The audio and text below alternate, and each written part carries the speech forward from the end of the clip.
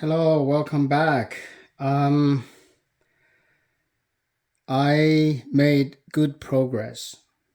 So this would be my series about my video series about NiCad batteries and how to revive them. So the idea of part 3 is to find the good cells in the bad batteries so that I can find 15 cells that are still good, and I can put them together into one battery pack so that I got a battery that I can use. So I opened up the first battery, which was completely flat, and there was 0 voltage. So every one of the 15 cells were bad. So you can charge them very quickly to 1.3 or almost 1.4 volt, but they will not hold. Like in less than 1 hour, it's completely 0. So they were thrown away. So now the second battery, which is the second worst, I was trying to charge it yesterday because I found that the connection to the negative was off, and I soldered them together. I thought that was the problem. The battery may be because of the bad contact. So I charged them again, and I could charge it to about 9 volt. And then after I put it there for like more than 1 day until today, the voltage became like only around 5 volt. So I opened that one up. To my surprise, I found 4 good cells.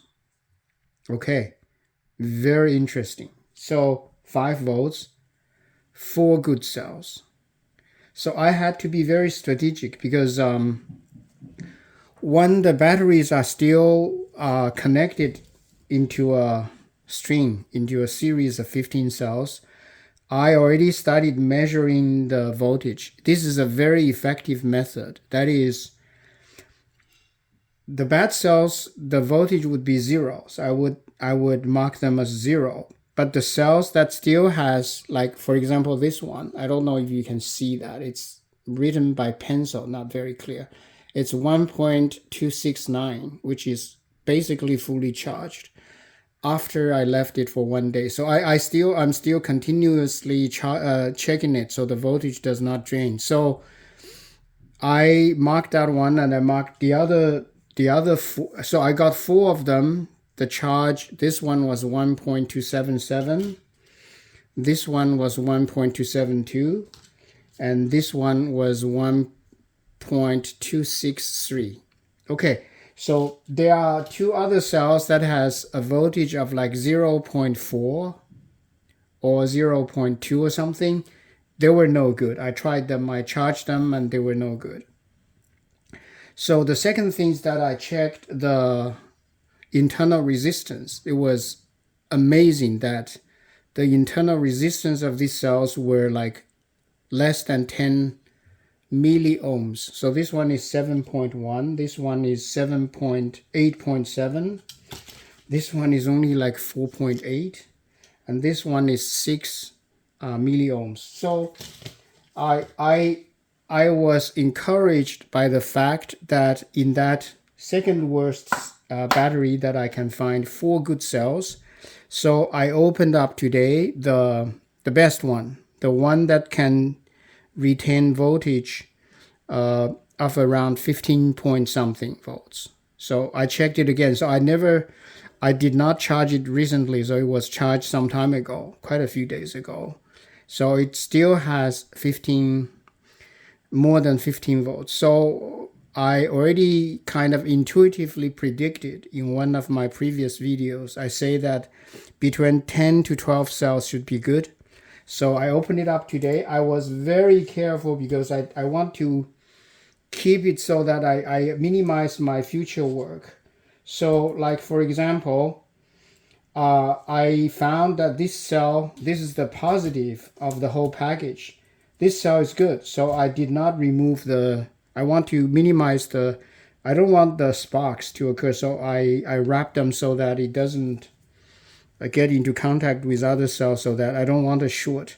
So, but this one that I removed, this is the best that I have removed.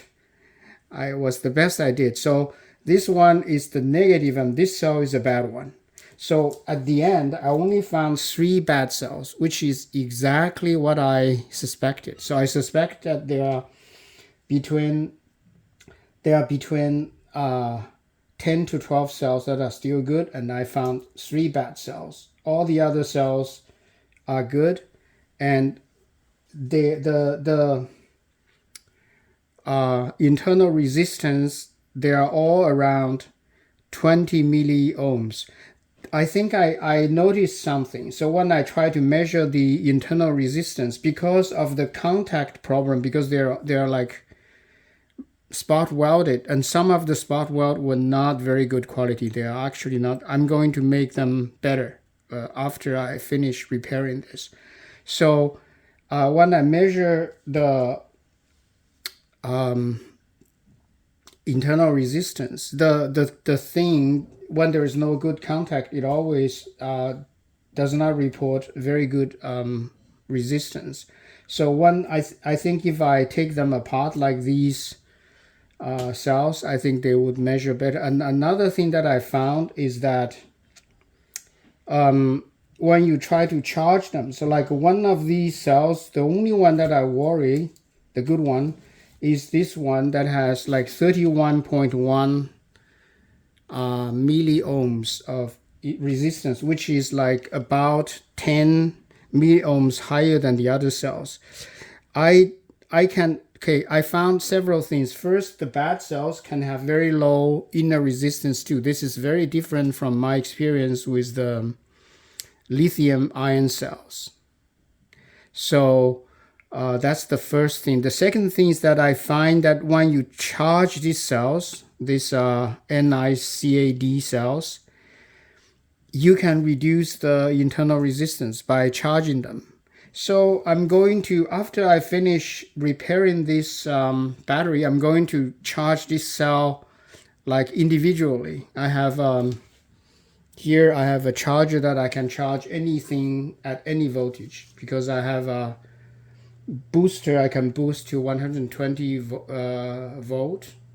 I have buck a converter, I can convert it to like 0 volt or very low voltage. So I can try to charge this cell like this inside this pack, so that I can try to reduce the internal resistance a little bit just of this cell. So what is nice is that the 3 bad cells, none of them were inside. Oh, let me see. So these are the 3 cells that were bad. This one, the negative one for the whole package. So that's why I removed the electrode, so that, because I have to remove this cell. And it happens that from the other package, I got this cell, which is the negative one, which is a good one. So I can replace this one by the one that I removed from the other battery. The other bad one is this one, which is also easy to remove, which is this one. So this one is easy to move, which is the number 15 in my graph, in my diagram, which is the negative of the pack, of the whole battery pack. And this one is the one that like sticks out.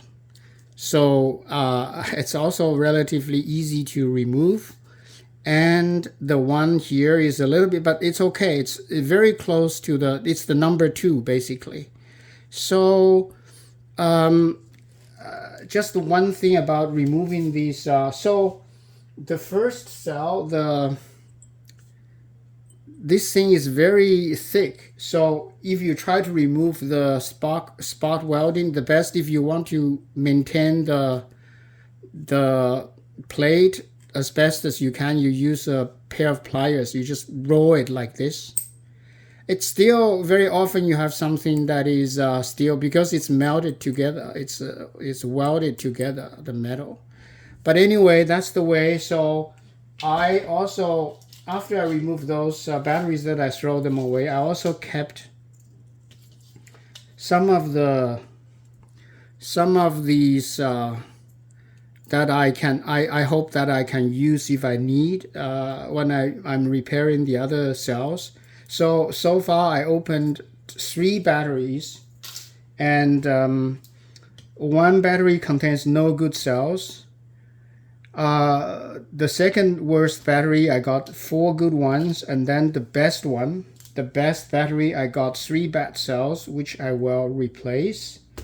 And I'm not going to show you the detail because it's kind of relatively easy. Just reuse the plier, take it easy, and do your best to maintain the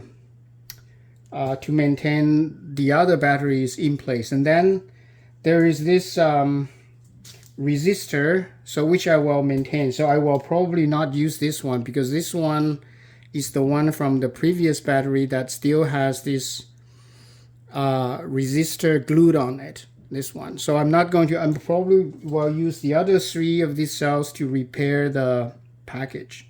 So, and also I was very strategic not to remove the connection, so that I reduce my work. When I connect this battery, I only have to connect the other side to the whole pack.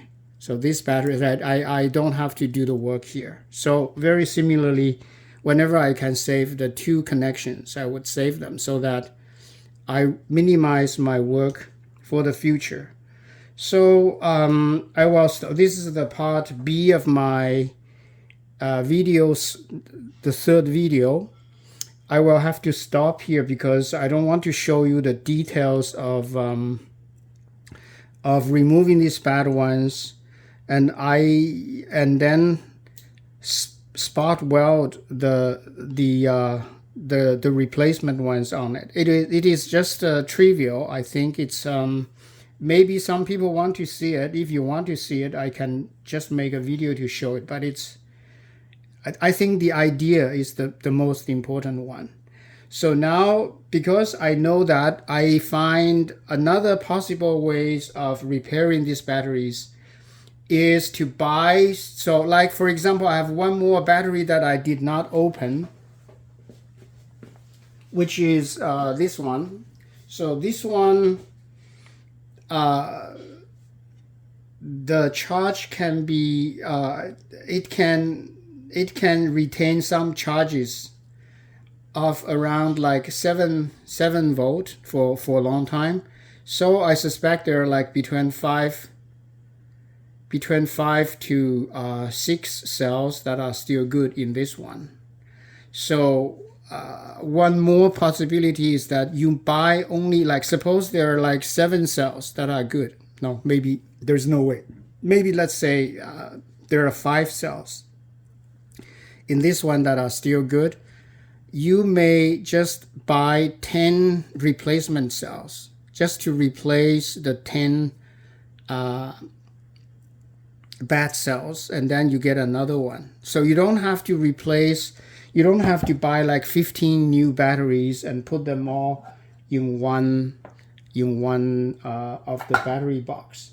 But I would say if the batteries are good batteries, I would prefer to use 15 new batteries. The reason is they should have consistent internal resistance. That is, they have very similar internal resistance or similar properties. So when you charge them, they should be charged to more or less the same voltage in the future. I'm not sure. That's my experience with the lithium batteries. That's why when I plan to have a 48 volt system for the lithium batteries, I always buy 16 batteries at one time. If I don't want to buy them separately, because I don't want them to be made at different times or come at different times. I'm not sure. Maybe it's not a problem, but I want them to be consistent, to be the same, from the same patch, so that they have the same, more or less the same internal resistance or the same way of, although they look the same, but they may still be slightly different. But here I don't know. Maybe for the NiCad batteries, it's not a problem. I'm not sure. I don't know these batteries well enough. I'm also learning about it while doing that. This is the first time I would have repaired. So I hope that the repairment would work out fine. It's not done yet. So after that, we have to make sure that it will be able to retain the charge and keep working for like at least a month or something. Like they shouldn't be like the charge shouldn't be drained in like a few days or something. Even in a few weeks shouldn't be, because the other one that I revived, after a month, it's still working strong, and I was using it occasionally. So it should keep the charge, I would say, for more than a month or even longer. Unless you're using it every day, like you're using it, I mean, extensively every day. Otherwise, they should maintain the charge.